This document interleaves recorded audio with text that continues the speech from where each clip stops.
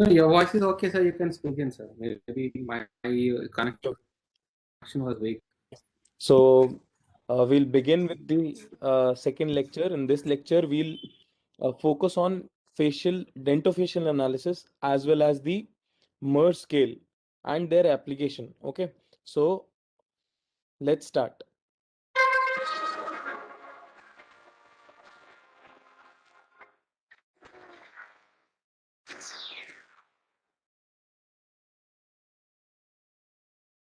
Wait, I'll just correct it.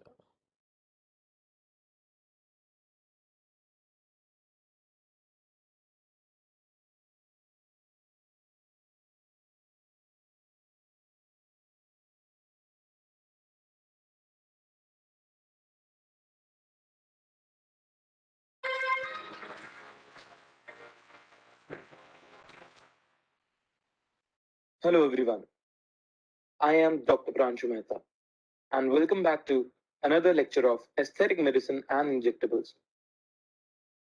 So let's start today's lecture, that is the second lecture of the series. So we'll read about facial aesthetics as we've been doing so. This is the second lecture of the series facial aesthetics.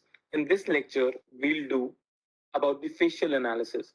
Facial analysis will divide it into two, the dentofacial analysis as well as the facial analysis for the aesthetic medicine. Now, if you've not seen the first lecture, kindly go and see the first lecture so that you know what we are reading about today. If you've seen the first lecture, let's start. Okay. So in first lecture, we did about fillers, and I had told you that I'll be disclosing and telling you about another filler, which is a surprise filler, a surprise element which I had left. So we'll discuss that today. Another thing which we'll do today is the facial analysis. So the analysis will divide it into two. One is the dentofacial analysis. Now see, dentofacial analysis will include everything from dental malocclusion, dental overjet, overbite, and even maxillofacial deformities or asymmetries. We will not go into this detail, the dentofacial analysis detail, because that becomes part of either orthodontics or oral and maxillofacial surgeon.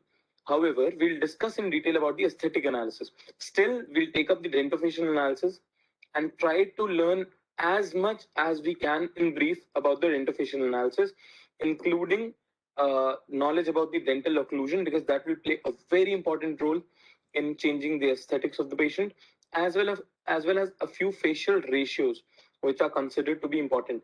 As you must be remembering that we had discussed about the golden ratio, but I had not told you about what the ratio actually was. So today we'll discuss about the facial ratios as well. And along with that, we'll do the aesthetic analysis. In aesthetic analysis, we'll take up individual areas, like we'll do the analysis for the glabella, the under eye, the forehead, the chin, the cheeks, then the lips, the nasolabial fold. So we'll take individual areas and do their aesthetic analysis. Like we'll do grading, we'll see what their grades are, how the patient improves, and how to compare. Okay. So we'll start. So we'll start with the dentofacial analysis.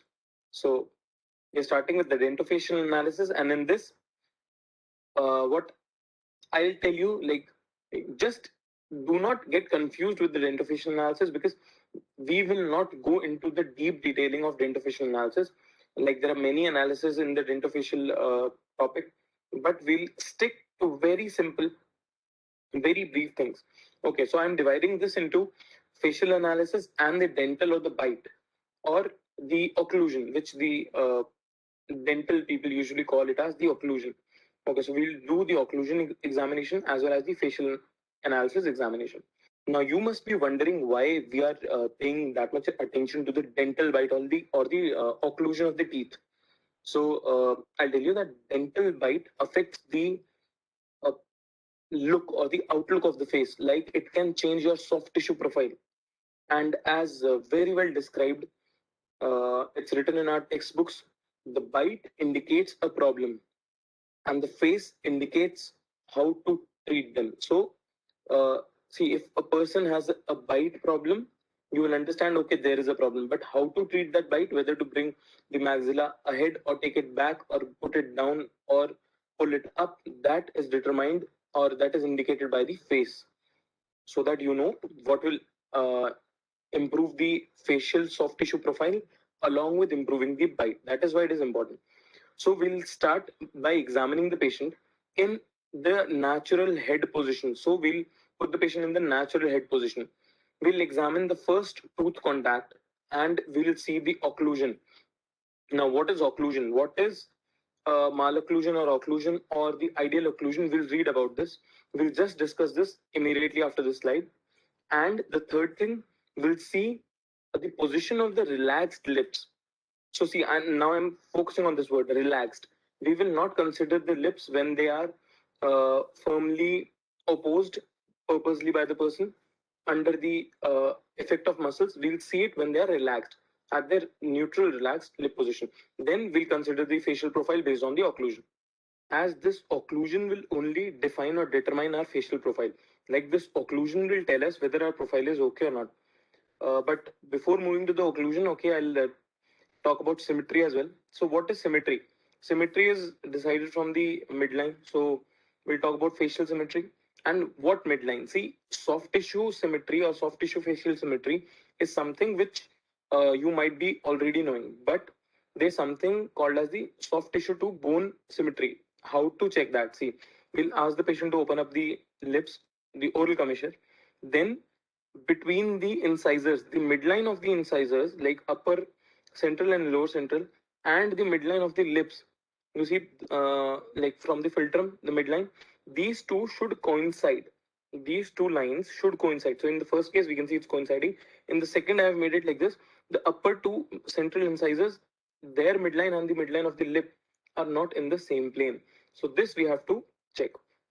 Then we'll read about the occlusion or the malocclusion. There was a person called Angel. So Angel's classification is considered for malocclusion. He gave three classifications. So there are three classifications of malocclusion. Classification, it divides into three: class 1, class 2, and class 3. So I think everybody is familiar with the words lingual and buccal. Lingual is towards the side where tongue is there, lingual side. Buccal facing towards the cheek, buccal mucosa or the cheek. Okay. Then considering this to be the mandible or mandibular first molar, first permanent molar, and this the upper maxillary first permanent molar. Now you see this cusp. This is called the mesiobuccal cusp, facing towards the cheek and mesial side. This tongue I'm making so that you know that is lingual and this is buccal. On buccal side we have two cusps. The one behind is called the distal cusp or distobuccal, and the front one is called the mesiobuccal cusp. Now, of the maxillary first permanent molar, remember this maxillary first permanent molar, the mesiobuccal cusp of the maxillary first permanent molar should come in contact with the groove of first permanent molar, mandibular first permanent molar. Now you can see the groove which I have made on the mandibular teeth. That groove. So the first class 1 malocclusion means the mesiobuccal cusp of the first permanent molar maxillary should come and lie in the groove of the first mandibular permanent molar. Okay, so this is called as class 1 malocclusion. So we have to just check for the occlusion of first permanent molar on both the sides, right and left. Now, talking about the class 2 malocclusion, I am again making the mandibular first permanent molar. Now, this should be clear by now. Now, I am making the first permanent molar, which is maxillary, not mandibular, the upper one. Now, in this, if you see, this is the groove and the cusp, the mesiobuccal cusp of the maxillary molar has moved a bit ahead. So ideally it should have been here for class 1. Now it is little ahead. So we call it as, if the mesiobuccal cusp lies mesially or medially to the groove, it is called as class 2 malocclusion. Now coming to class 3 malocclusion, in class 2 it is lying mesial to the groove. In this it is lying distal to the groove. It is further distal to the groove. This is called as class 3 malocclusion. Now we know all the three malocclusions, class 1, class 2, and class 3. In this, you can see from the groove it has gone distal or back, little bit back. Okay. Now, class 1 malocclusion is considered to be the ideal malocclusion. Actually, it's not malocclusion, it's occlusion only, but because it's the classification of malocclusion, we call it that way. So, class 1 occlusion is considered to be the ideal occlusion, and this is what is kept as the ideal achievement. Even when an orthodontist treats a patient, this is the occlusion they want to achieve. Okay, so moving on, the golden number or the golden ratio, which I had discussed in the last class, but I had not told you what that actual ratio was. That ratio, that is 1.618.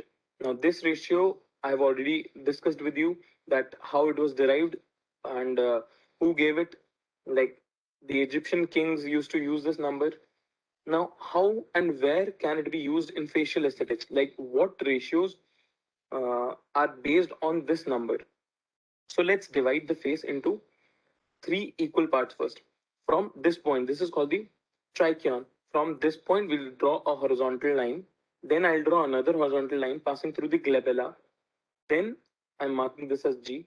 Then I'll pass another horizontal line from the base of the nose or nasal base. So I'll mark it as NB. And the fourth line passing through the chin or the menton. Okay, so now these four horizontal lines have divided the face or the facial profile into three parts: 1, 2, and 3. Now, if the value of one part is 2, the value of every part is 2. So all these three parts are equal in ratio. So this is one part. Beautiful faces are considered to be having equal ratios between these four horizontal lines. Second, we'll measure the overall length of the face. So I'm measuring this. Then we'll measure the horizontal width of the face. Now, how to do that? And like, I'll tell you. First line which I have drawn, that line you will consider as width. No, that will not consider. We'll consider this line as the width. Why? Because you are seeing the sides also the lateral side also. So when you press your hand on your temporal region, you'll understand that we are taking this distance. So that if the width of the face which we have considered is 1, the length of the face in relation to this should be 1.618. So basically it's the ratio. The ratio between the height and the width of the face comes to be 1.618. And this is what is considered to be aesthetic or beautiful or attractive as per the ancient Egyptians, or you can say the Greek people as well.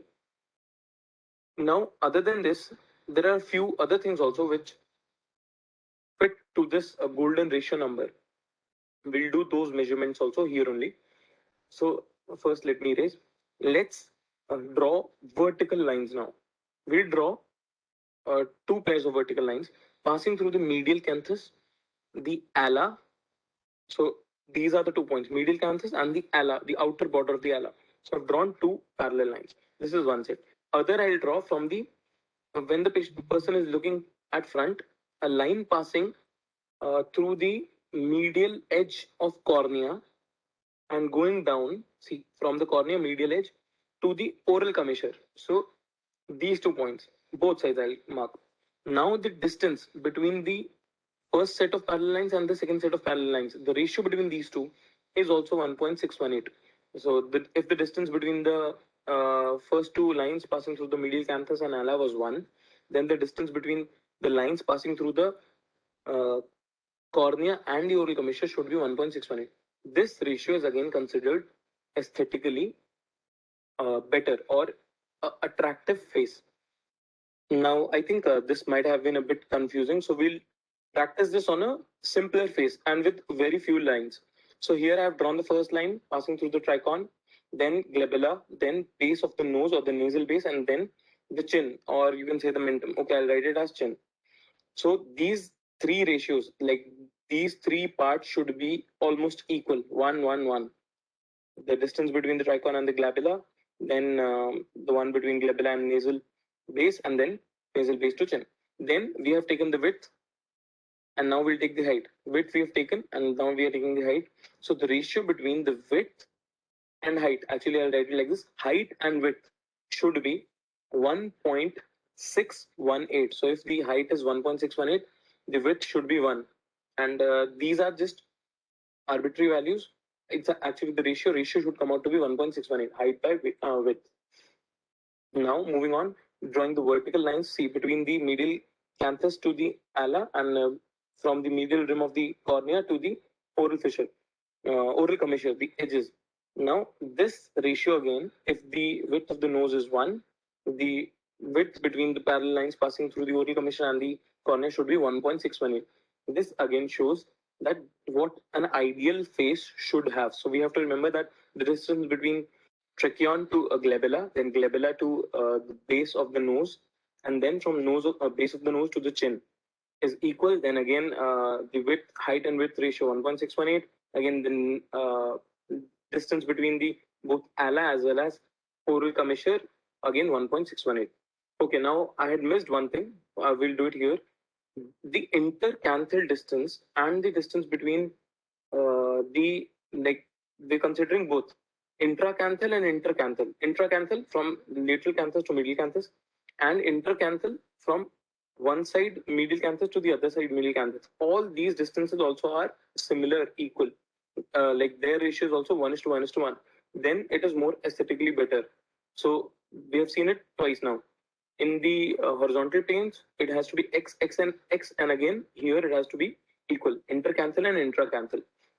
Now one more thing. See, normally our lips in relaxing position, when we are not closed and forcefully, there is some gap in between the lips, very minimal gap. When they're relaxed, and some of incisors is seen. Like here you can see a very minimal gap. So what is the actual gap that should be there? Like, is it good or is it bad? In males, it is good if they have a gap of at least 2 to 3 But remember, this is not when they oppose it or when they're trying to oppose it. Not that. In females, it is 4 to 5 This is in relaxed lips. When they are not trying to oppose it, then this is considered to be attractive. Okay, let's have a look at this picture. This is Bella Hadid, as everybody must be knowing. She is considered to be one of the most prettiest celebrity as per the ratios. Now let's try and find the ratios. So we are dividing her face by creating horizontal lines from tracheon, glabella, base of the nose, and chin. See, I've not drawn it using a scale, but still you can see they are somewhat proportional. They are all equal. Then we are drawing these two vertical lines passing through the medial canthus and the outer part of the ala, then passing through the medial edge of the cornea and the oral commissure. Now again, if you try to see, this ratio again is somewhere around 1 to 1.6. Like if you add the other two sides, it becomes more than 1.5. So I'm considering it to be 1.6. Then the oral commissure, her incisors are seen approximately half a centimeter or 5 Again, this is what looks attractive in a female or a male face as per the mathematics. Now, again, if you try to see the intercanthal and intracanthal distance, you see, again, it somewhat looks to be similar. Like, that is why mathematically and scientifically, as per the numbers, Bella Hadid is considered to be one of the most beautiful or attractive face as per numbers. Now, even if we look at the width and the length of her face, see, actual width we won't be able to calculate. So I'm trying to make equal size boxes. One horizontal I have made. Now we'll try to make the height. I've taken height from a bit less because she has put up a hairstyle with spikes, so we are not considering the hair. Okay, so let's make boxes and count.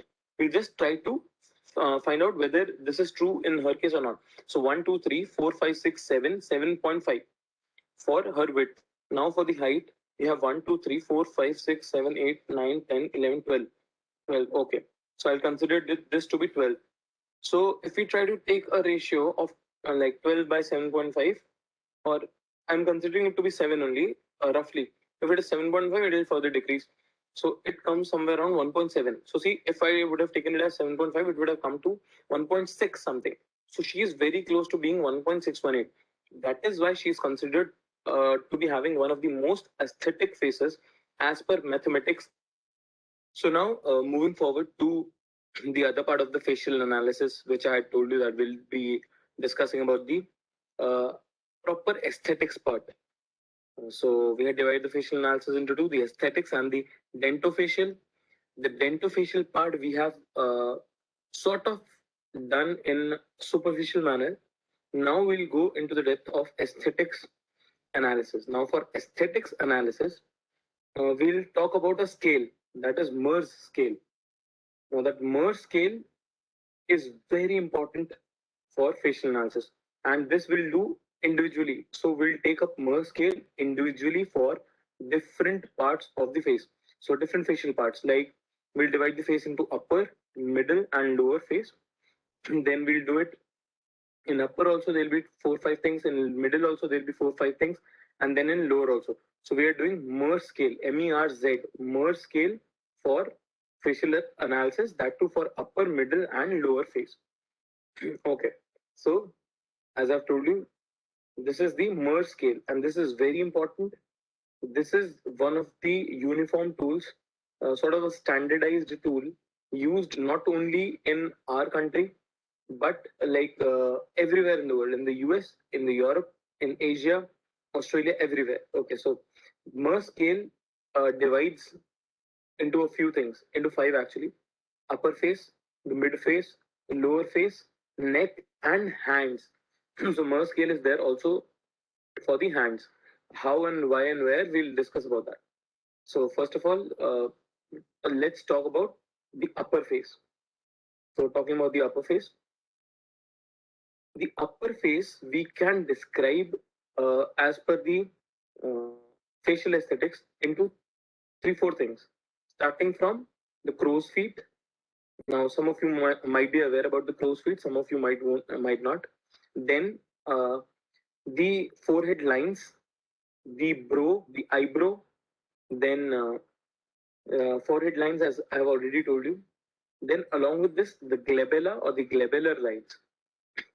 So let's talk about these individually. But I'll tell you one thing: like the glabellar lines, the forehead lines, even the crow's feet, we can divide them into again 2 things. That is static and dynamic. So crow's feet, we'll read how do they look statically, like when the person is not smiling or not angry or not showing any expression. And then dynamic. Now dynamic means the person is showing some facial expression. That expression could be anything. uh, like static is very simple, no expressions at all. Dynamic now varies for different things. Like crow's feet appear when the person is laughing or smiling to the full, like the fullest. That is dynamic of the crow's feet. Whereas when the person is frowning or showing anger, that is dynamic for the forehead lines or glabella. And some people can consider it as when the person is trying to look up, that shows the forehead. So okay, let's start.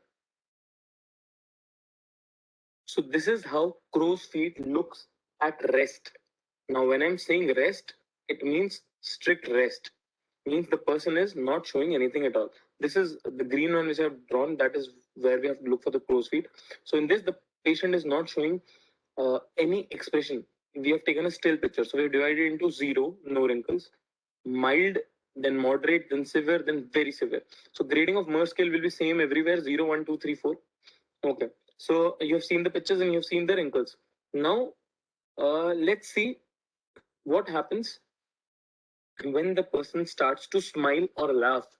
That is what I told you is crow's feet dynamic. So we have seen that at rest there is 0, 1, 2, 3, 4 grading, from no wrinkles to mild, moderate, severe, and very severe wrinkles. Now look at here, this nasolabial fold you can see. This, by looking at this nasolabial fold, you will understand that the person is smiling over here, whereas in the above picture the person is not smiling. Okay, so now see, we have 0, no wrinkles, mild wrinkles. Now the mild wrinkles here look similar to severe wrinkles of rest. So do not confuse between these two. Then like this is dynamic. So when you smile, the wrinkles increase over here. That is why it varies. So what looks like a moderate wrinkle in dynamic state when the person is laughing is similar to very severe wrinkle in static state. So do not confuse this static and dynamic, and don't forget to mention about this also. So documentation is very important. Suppose a patient comes to me with crow's feet wrinkles. I will take pictures of the patient. I will place the pictures for pre and post comparison. Plus, I will mark in the picture that this is static picture and this is the Merz scale in static by comparing it to this graph. Then I'll write about the dynamic picture and again write the Merz scale in dynamic, that this is the pre-picture, and I'll save it. Now moving to glabella, these lines which you can see over here are called the glabellar lines. In these also again the same. We'll divide into rest and dynamic. So in rest, grade 0, no glabellar lines, very mild lines. Then you can see those two lines. Then moderate lines, severe glabellar lines, then very severe glabellar lines. Now we'll come to the dynamic part. Now when the person tries to show anger, or we'll ask the person to specifically frown so that we can see those lines. No glabellar lines. Then mild glabellar lines in dynamic looks similar to moderate. Moderate glabellar lines in dynamic looks similar to grade 3 severe glabellar lines of rest. Then we have severe and very severe. Again, what we'll do, I will document this with the picture of the patient. I'll take a photo. And for rest and dynamic, it's always better to take a video. Take a video in which you are asking the patient to do that expression. Ask them to rest their face, immediately do an expression. Rest their face, immediately do an expression. Okay. So moving to the next part. Till now we are doing the upper face. In upper face we have done glabella and forehead. Now we are seeing brow positioning. Okay. So let's see here. Brow positioning means the arching of the brow. Because the skin is tight, there is no laxity. The skin area below the brow is not showing folds. That is grade 0. When youthful, arched brow you can see. Whereas now we come to grade 1, where you will see mild arch of the eyebrow. Eyebrow arching is still there, but as compared to the first picture, it's slightly less. Then again, slight arch of the eyebrow, flat arch, then flat eyebrow with, you can see those skin folds beneath. This is what we call as the eyebrow or brow positioning for Merz scale 0, 1, 2, 3, and 4. Now coming to the forehead lines. These forehead lines are again grade 0, 1, 2, 3, 4. Static and dynamic both. Here we are discussing only the rest, the static ones at rest. So see, no lines, very mild lines, moderate lines, severe lines, and very severe lines. Now remember, in this also it's very important to take dynamic. Ask the patient to look up, these lines will get prominent. See, the patient will look up and these lines will get prominent. Once these get prominent, that is what we'll call it as a forehead dynamic lines. So again, what I'll do, I'll document this. I'll take a picture in both, in normal looking posture, as well as asking the patient to look up, so that I can compare these pictures pre and post, and I can grade those pictures that previous to the treatment, the grade was Merz 2, 3, or 4, and after the treatment is reduced from 4 to 3, or 3 to 2, or 3 to 1. So this was the upper face. Now moving to the mid face. So the mid face, again, we can divide it into a few things. Starting from the infraorbital hollow. Actually, this is what you relate to the under eye or the dark eye or the dark circles. Then the cheek. Then cheek means cheek fullness actually, and that you can divide into upper cheek fullness and the lower cheek fullness. So both are considered separate. Upper is somewhere related to the malar region or malar prominence, and the lower is somewhere related to the fat pad, buccal fat pad, that is just adjacent to the nasolabial fold. Okay, but it is adjacent to the nasolabial fold, not the nasolabial fold. Nasolabial fold forms a separate part in the midface. So we have three parts: infraorbital hollow, the cheek fullness. In cheek fullness, we'll have upper cheek and lower cheek, and then the nasolabial folds. So we'll do this in the midface. Okay. Let's start with infraorbital hollow at rest. In this dynamic will not consider the dynamic part. So mid phase, again, Merz scale at rest for infraorbital hollow, grade 0, 1, 2, 3, 4. No hollowness, mild hollowness, moderate hollowness, severe hollowness, and then we have very severe hollowness. To everyone, I'll say, if you want, you can take screenshots of this so that when you need to compare any face, like if you want to assess the face on your own, you can assess it later. Still, I'll show you how to assess it when this video ends. Okay, coming to nasolabial folds. Now, nasolabial folds at rest and dynamic both are important, but we should never try to remove the dynamic ones because they show expressions and they are like if you remove the dynamic nasolabial fold, the person will become expressionless. So that is never to be done. Again, 0, 1, 2, 3, 4, no folds, mild folds, moderate, severe and very severe. You can see the nasolabial folds, but at rest, we are talking about the nasolabial folds at rest. Moving on to upper cheek fullness. Here you can see this part. I'm referring to the upper cheek. This part we consider it to be the malar region or the malar prominence. Again, 0, 1, 2, 3, 4 grades. Upper cheek. There are three views: frontal view, side view, and this is upper view. Upper view is when you're standing behind the patient. Tilt the patient's head and try to look from there whether you can see a curvature over here, here, this curvature or not. This is very important. Now see, grade 1 I have told you, upper cheek, fuller upper cheek. Grade 2, grade 1 is, so grade 0 is full upper cheek, grade 1 is mildly sunken but very mild, grade 2 is moderate, grade 3 is severely sunken, and grade 4 is very severely sunken upper cheek. So this is the scale for the upper cheek fullness. Now, from upper cheek fullness, we'll move to the lower cheek fullness. But do remember that in this, what we have done is we have taken three complete views: frontal, side, and upper. Okay, moving to the lower cheek fullness. Here we are talking about the buccal fat pad. You can see this area just adjacent to the nasolabial folds, not the nasolabial fold, adjacent to the nasolabial fold. Okay, here also we have taken three views: the frontal view, then the side view, then the upper, then okay, we'll again look for the curvature. This one, buccal fat pad, full lower cheek is 0, very mildly sunken lower cheek is 1, moderately sunken is 2, severely sunken 3, and very severely sunken is 4. Our grade of Merz scale. So Merz scale grading 0, 1, 2, 3, 4. Again, what I'll do, I'll take pictures, I'll document this before treating the patient. So that's all for the mid face. Now moving to the lower face. So lower part of the face has most number of different sides. So starting with jawline. Jawline is one of the most important things, and most of the people these days are bothered about their jawline. Then we have the lip wrinkles. Now, okay, most of you might be thinking, what are lip wrinkles? We'll talk about the lip wrinkles and the misconception about the lip wrinkles. Then we'll see the upper lip volume. What is the volume of like how the upper lip volume varies, and when I'm talking about the upper lip volume, it's about the fullness of the upper lip. Then we'll talk about the lower lip. Again, in lower lip we'll talk about the lower lip fullness. Then not only the fullness, we can even alter the shape of the lips. However, the treatment we'll discuss in the later classes. Then there's something called as the marionette line.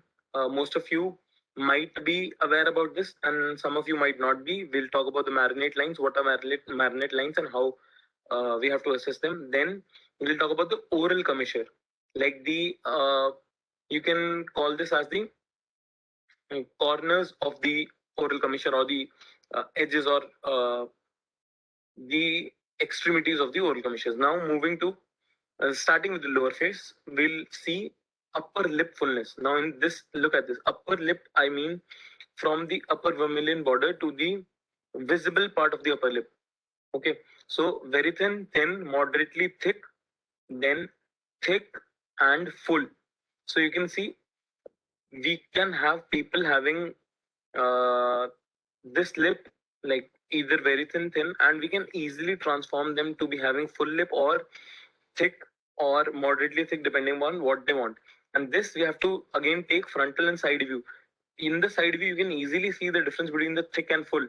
like how it makes a difference in the profile, front profile as well as side profile. Now moving to the lower lip, again we have very thin, moderately thick and full. Now you see again frontal and side view, the lower lip, the fullness of the lower lip. And one more thing I'll try to tell you over here. If you see carefully, the lower lip is sort of a bit bigger than the upper lip. So aesthetically, the upper lip is always smaller than the lower lip. The fullness of the lower lip has to be more. And in this, you can see how we have seen what is thick and full lower lip. And again, what we'll do is we'll document the picture along with the Merz scale of the patient so that whenever we do a procedure, we can compare it later. Now coming to oral commissure. When I say oral commissure, I'm talking about these side, uh, this angle. This you can see the drooping of this.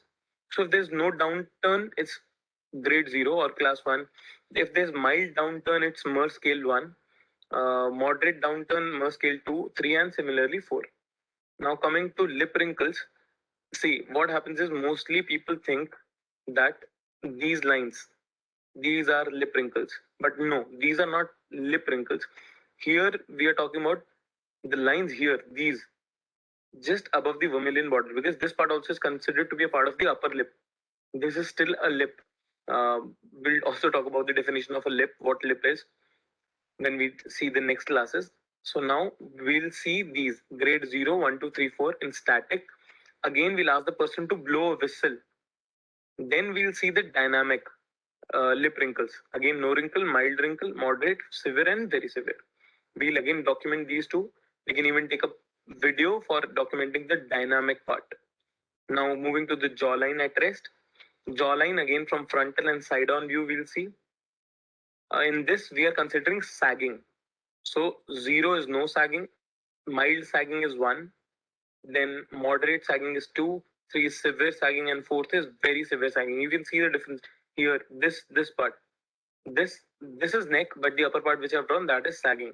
So that was no sagging in the first page, first 0 scale, and this is a sign of aging. So most of the patients you will get for this will be aged people who will be wanting to get this jawline straight.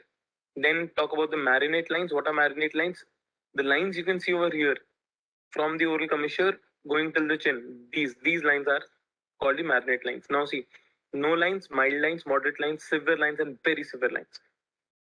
Now we have seen how to use this for grading people. Now let's see how we can use this in treated cases or the patients which we are treating. Let's take an example of this man who came for these forehead lines.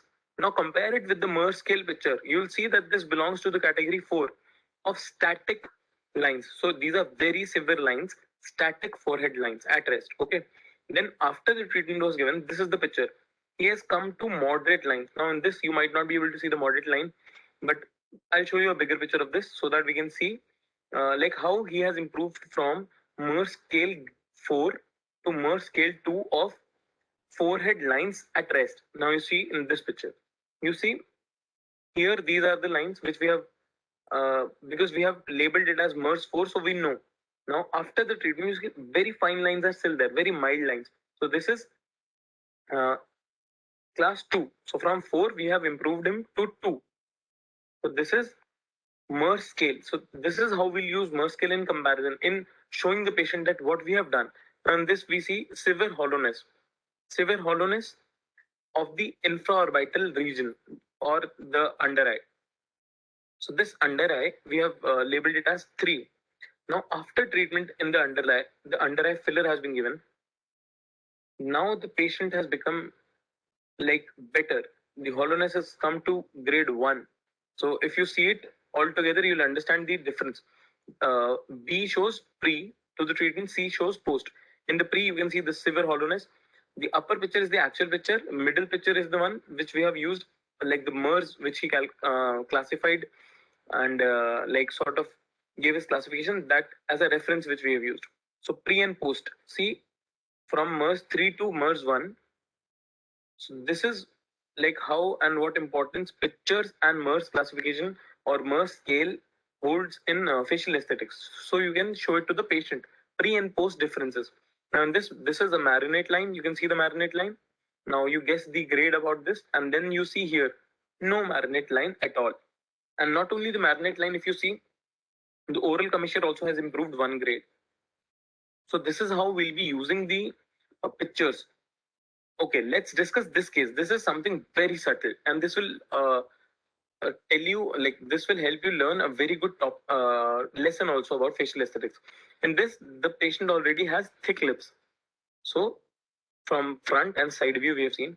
Now from thick to full, she has only gone up by one single scale, from scale 3 to 4. Now, by looking at these pictures, some of you might be thinking that there is very little change or no change. But if we see it here, you'll understand.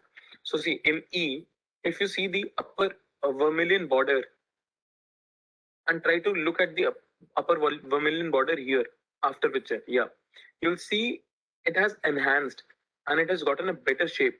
And the volume of the lower lip you see here and the volume of the lower lip you see here. So it's a very subtle change, but something that has made her look better. And on this side profile also we'll notice that the shape of the upper lip now looks better and the fullness of the lower lip has been enhanced. Now from 3 it has been enhanced to 4. This is what is the beauty of facial aesthetics. It still looks natural.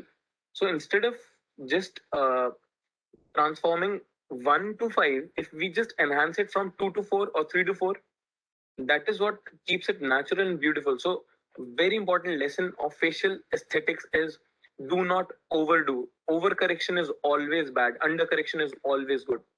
So how to write it all? Now once you are done with all the analysis of the face, write down the ratio of the patient's face, length and width. Write down the ratio of the ala, the lines between the ala and lines between the lips.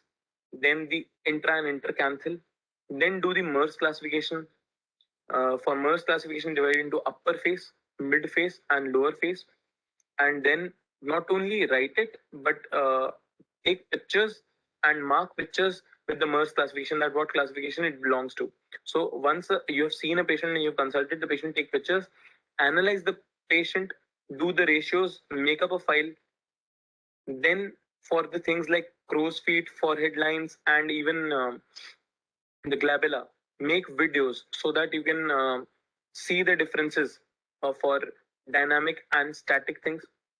And as you have already seen, I've told you upper face, mid face, and lower face we have to divide into further things like upper face into crow's feet, forehead, glabella, mid face into nasolabial folds, cheek, upper cheek, and lower cheek. Then the lower face we have divided into the jawline, the lips. Lips we have again divided into upper and lower. Even the wrinkles of the lips we have considered.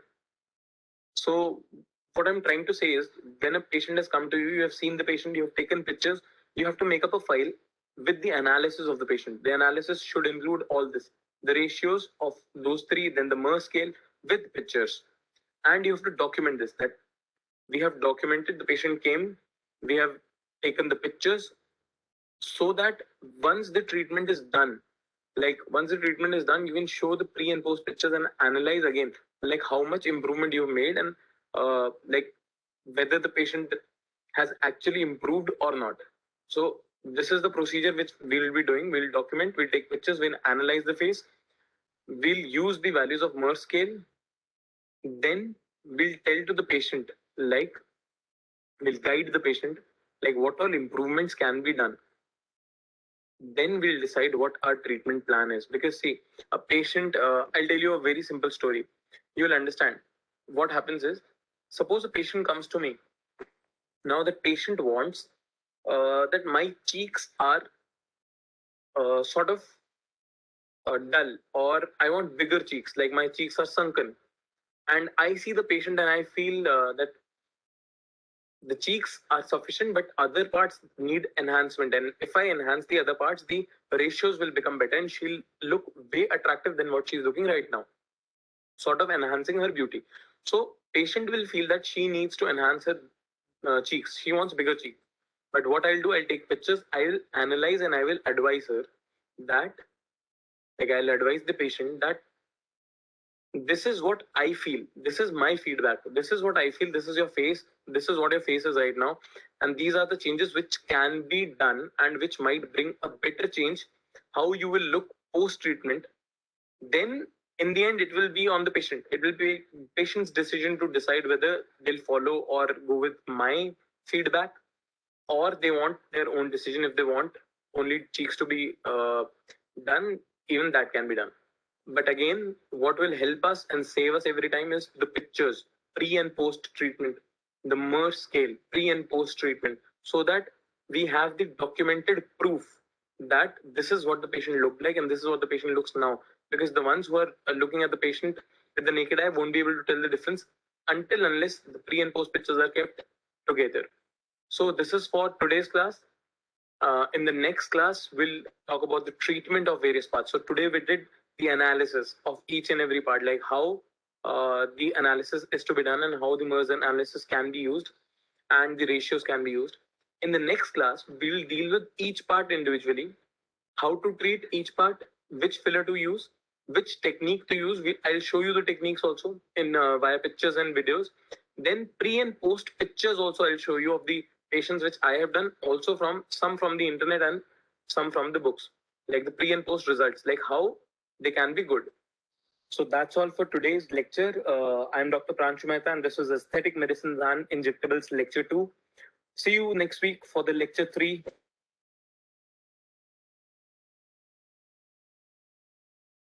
Hello. If anybody has any questions, they're most welcome. Thank you, sir. Really, for new topic. I've never I mean, knew that so many lines exist in our face. So, yeah, we'll take up a few questions from the audience. Anybody who wishes to have any doubts, you can unmute and interact with the speaker. I think most of the topic was very detailedly explained. I don't assume there'll be any more much questions from this. So, sir, can you suggest any good books to read before the audience attend the class so that they have a prior idea on what you'll be talking? If you want to read a book prior to attending this, then there's one book, Injections in Aesthetic Medicine, by Springer, Atlas of Full Face and Full Body Treatment. The author is Mario Goises, and the book's name is Injections in Aesthetic Medicine by Springer. Okay. However, I feel And is there any other?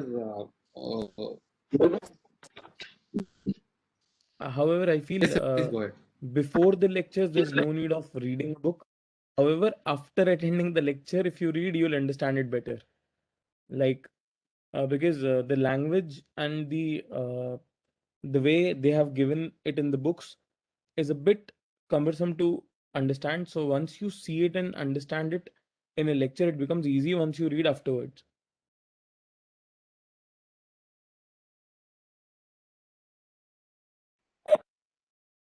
Okay. So there are a few general questions regarding the scope of ENT specialists in aesthetics. Can you answer, sir? Yeah, sure. I'll say just a second. I'll say, am I audible? Yeah, Hello, you're am I audible. audible? Yes, yes. Yeah, I'll say in India right now, aesthetic medicine is one of the upcoming branches. So scope is amazing. The only thing is your skill needs to be good. Like right now, there are many people, including the dermatologists, some plastic surgeons, as well as dental people. Mostly the uh, dental people are the ones who are doing it even more than we are. So this is some field where if you improve your skill, if your hands-on is good, if your theoretical knowledge is up to the mark, you can make an amazing future in this field. Like that's the only thing in India which is lacking. Like there is no specific uh, inclusion of this topic in any. Like neither the dermatologists take this up as a specific branch, nor the ENT people, nor the plastics people. Like even the facial plastic surgeons, uh, like we know we have been through our ENT PGs, we have been in that posting. The main focus is on microvascular surgeries like the flaps. These things, Botox, fillers, and the facial aesthetics, the actual non-surgical treatment part, this lacks a curriculum. We do not have a proper curriculum in any of the specialities. So if you want to take up this branch, this is an amazing upcoming branch where there is amazing scope if your skill is good. If you are good in this, you can actually, if you want fame, you can get fame. If you want to mint money, you can mint money. It's like good in every term.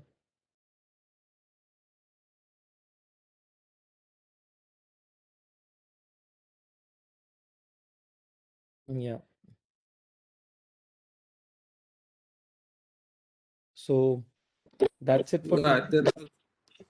there's one request. Can you type in that book name in the chat section? So many people have Sure, not sure, sure. understood the I'll, name. I'll just type it up.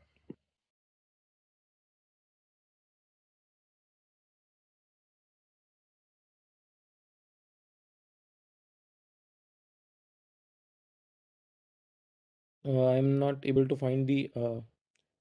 Wait, I'll just try and search.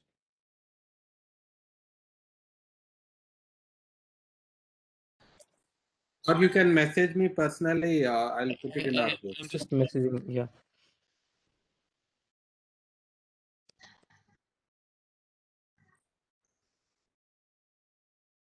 So, any more questions from the audience, or else we can conclude for the day.